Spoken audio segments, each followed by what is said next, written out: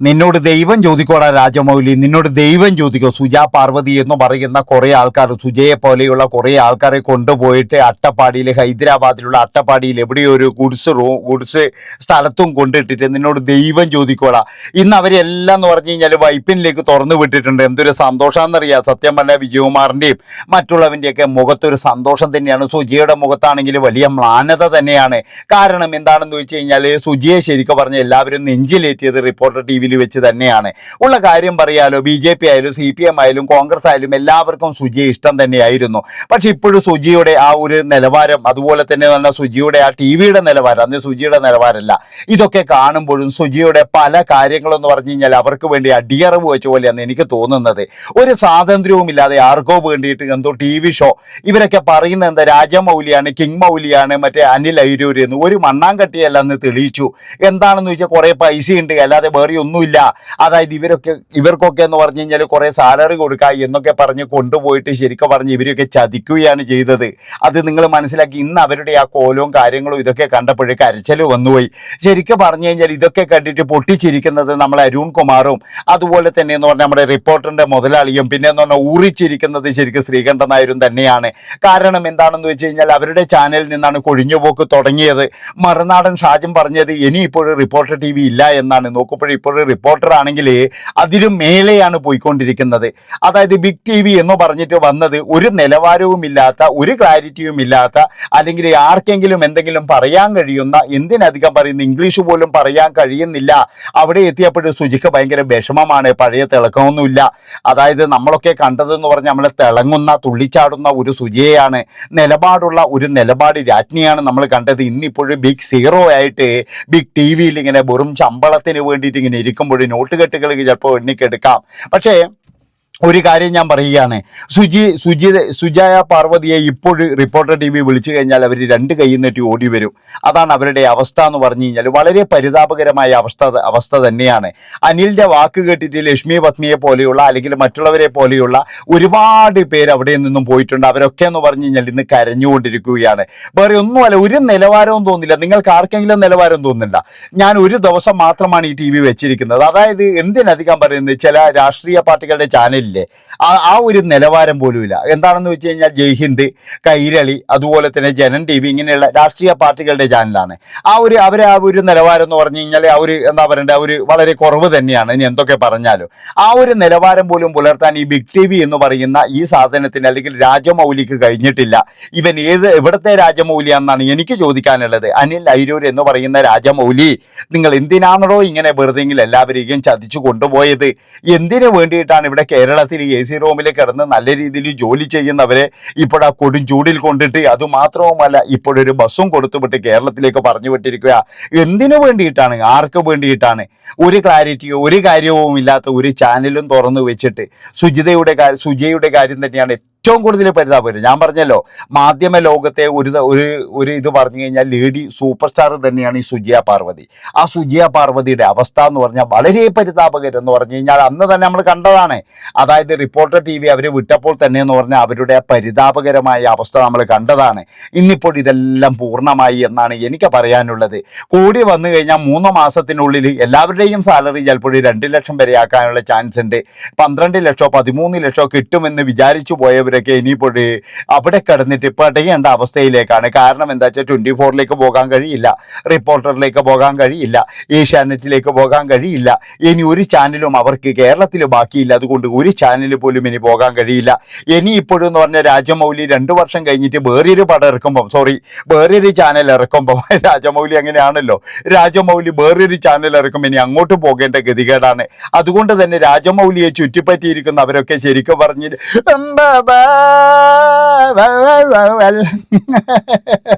ആ ഒരു ഗതിയായിരിക്കുകയാണ്. എന്തിനു വേണ്ടിയിട്ടാണ് മനുഷ്യരിങ്ങനെ ചെയ്യുന്നതെന്ന് എനിക്ക് മനസ്സിലാകുന്നില്ല.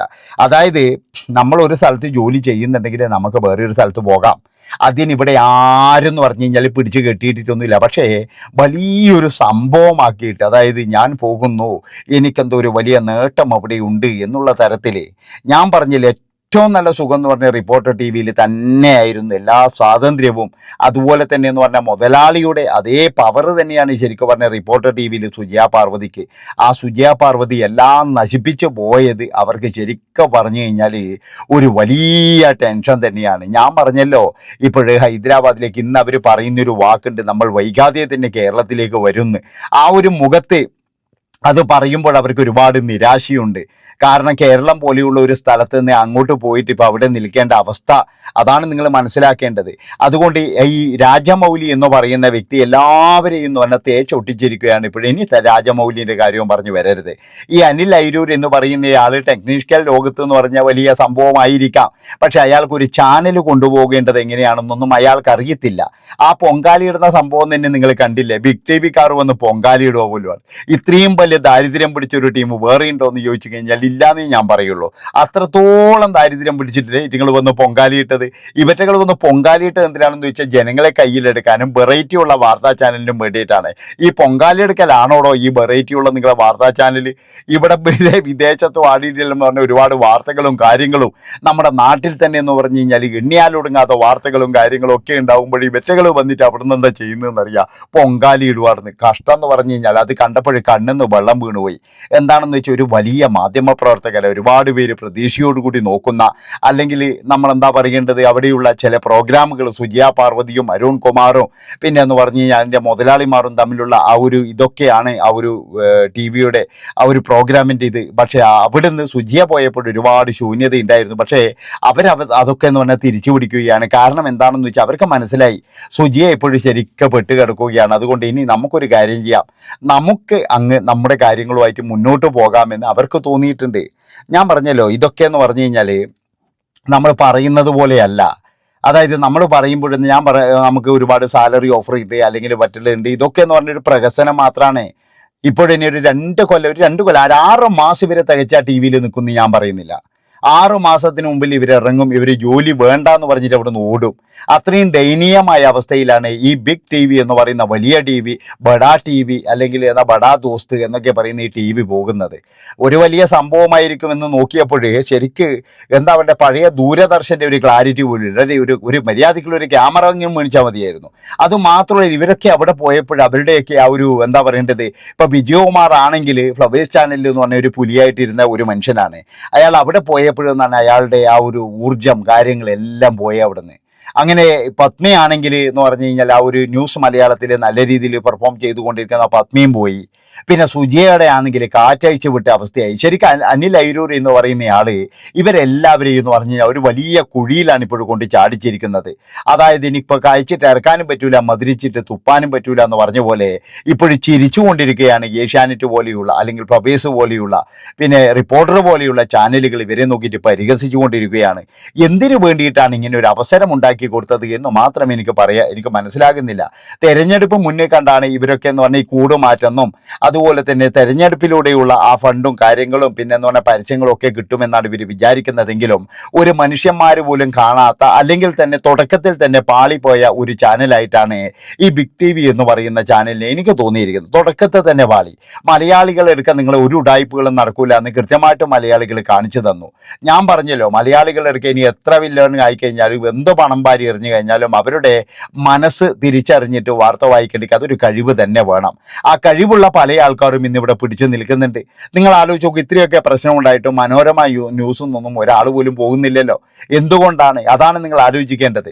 അപ്പോൾ എനിക്ക് പറയാനുള്ള കാര്യം സുജയ പാർവതിയെ പോലെയുള്ള അല്ലെങ്കിൽ ഇനിയും ചാടാൻ വേണ്ടി തീരുമാനിക്കുന്ന ആൾക്കാരോട് എൻ്റെ പൊന്നുമക്കളെ, നിങ്ങൾ ഈ ശമ്പളം തരാ എന്ന് പറയുമ്പോൾ നിങ്ങൾ ചാടരുത്. നിങ്ങൾക്കുണ്ടാവുന്ന സ്വാതന്ത്ര്യവും അതുപോലെ തന്നെ നിങ്ങൾക്ക് പറയാൻ എളുപ്പവും നിങ്ങൾ ഇപ്പോഴും ജോലി ചെയ്യുന്ന മാധ്യമം തന്നെയാണ്. ഇനി നുണയായാലും ശരി നേരായാലും ശരി എന്തെന്നായി കഴിഞ്ഞാലും നിങ്ങൾക്കൊരു സ്വാതന്ത്ര്യം തരുന്നുണ്ടെങ്കിൽ അതൊരു വലിയ സംഭവം തന്നെയാണ്. റിപ്പോർട്ടർ ടി വിയെ സംബന്ധിച്ചിടത്തോളം എനിക്ക് തോന്നുന്നത് അതിനുള്ള സ്വാതന്ത്ര്യം കൃത്യമായിട്ട് സുജയ പാർവതിക്ക് അവർ കൊടുത്തിരുന്നു. ആ സ്വാതന്ത്ര്യം നല്ല രീതിയിൽ സുജയ പാർവതി ഉപയോഗിക്കുകയും ചെയ്തു.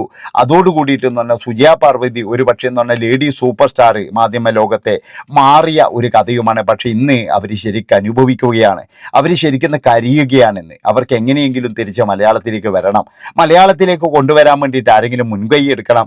റിപ്പോർട്ടർ ടി വിയിൽ അരുൺ കുമാർ തന്നെ അവരെ വിളിക്കണം, നിങ്ങൾ ഇങ്ങോട്ട് വരണം മാഡം, നിങ്ങളില്ലാതെ ഞങ്ങൾക്ക് കഴിയില്ല, ഞങ്ങളുടെ ചാനൽ പൂട്ടിപ്പോവുകയാണെന്നെങ്കിലും പറഞ്ഞിട്ടെങ്കിലും അവരെ തിരിച്ചു കൊണ്ടുവന്ന് അത്രയും ശമ്പളം ഒന്നും കൊടുക്കണ്ട, അവർ ഓടി വരും.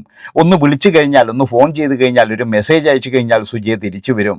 കാരണം അത്രയും അവർക്ക് അവിടെ മടുത്തിരിക്കുന്നു. അവരുടെ ആ ഒരു എന്താ പറയുക, ഇന്ന് ആ ഒരു വാർത്ത വായിക്കുന്ന മുഖവും കാര്യങ്ങളൊക്കെ കണ്ടപ്പോൾ ശരിക്കും ഒരുപാട് വിഷമം തോന്നിപ്പോയായിരുന്നു. ഒരു മനുഷ്യൻ എത്ര വലിയ നിലയിലിരുന്നാണ് പൈസയും പ്രതീക്ഷിച്ച് പോയിട്ട് ഇപ്പോൾ ഒന്നുമില്ലാത്ത ഒരു അവസ്ഥ ഉണ്ടാക്കുക എന്ന് പറഞ്ഞു കഴിഞ്ഞാൽ എൻ്റെ പൊന്നു ഭഗവാനെ. അതുപോലെ തന്നെ എന്ന് പറഞ്ഞാൽ സുജിയെ പുകഴ്ത്തി പാടിയ ചാനലുകളൊക്കെ ഓടി ഒളിച്ചിരിക്കുകയാണ് ഇപ്പോഴും പല ആൾക്കാരും. നമ്മുടെ മറുനാടിനൊന്നും ഇപ്പോൾ മിണ്ടാട്ടമില്ല. മറുനാടിനൊക്കെ വിചാരിച്ചത് എന്താണെന്നറിയാം, ബിഗ് ടി വി എന്ന് പറയുന്ന ഒരു ടി വി വന്നു കഴിഞ്ഞാൽ കേരളത്തിലെ എല്ലാ ചാനലും പൂട്ടുമെന്നാണ്. ഒന്നും നടന്നില്ല എന്ന് മാത്രമല്ല, അവിടെയുള്ള ആൾക്കാരൊക്കെ സീറോ ആയി മാറുന്ന ഒരു കാഴ്ചയാണ് നമ്മളിപ്പോഴും കണ്ടുകൊണ്ടിരിക്കുന്നത് സുഹൃത്തുക്കളെ, കണ്ടുകൊണ്ടിരിക്കുന്നത്. ഇനിയും എനിക്കിത് കാണാൻ കഴിയില്ല എന്നാണ് എനിക്ക് പറയാനുള്ളത്. നന്ദി, നമസ്കാരം.